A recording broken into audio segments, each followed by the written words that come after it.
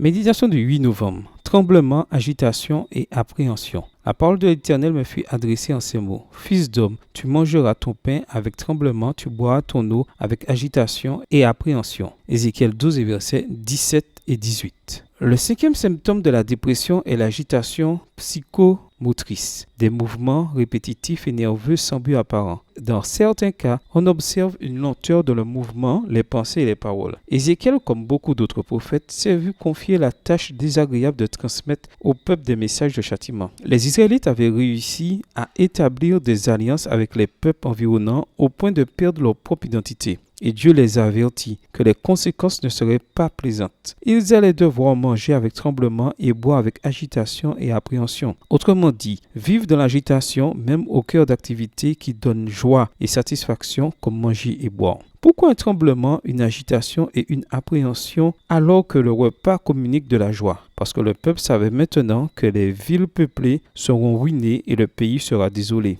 Ézéchiel 12, verset 20. Avoir connaissance du désastre qui approche est une raison suffisante pour gâcher le plaisir de manger et de boire. L'inquiétude, l'agitation et l'anxiété accompagnent habituellement la dépression. Ces symptômes indiquent fréquemment la crainte et la nervosité face aux mauvais présages, souvent infondés. D'autres fois, ils surviennent à cause du poids de la culpabilité, tout aussi infondée. Le psaume 32 révèle deux stratégies spirituelles pour affronter ces situations. Premièrement, regardez l'avenir avec espérance dans le Seigneur. Le méchant se prépare beaucoup d'ennuis, mais le Seigneur entoure de bonté celui qui lui fait confiance. Verset 10, Bible en français courant. Garder un esprit serein est impossible à moins d'avoir appris à envisager l'avenir avec espérance et en particulier de regarder à Dieu comme le soutien le plus sûr. Deuxièmement, dire, tant que je me suis tu, mes os se consumaient, je gémissais toute la journée. Verset 3. La majeure partie d'une psychothérapie est fondée sur la parole, la libération et l'expression des émotions qui pèsent sur l'âme. Parfois, cela se fait avec un ami, un frère ou un autre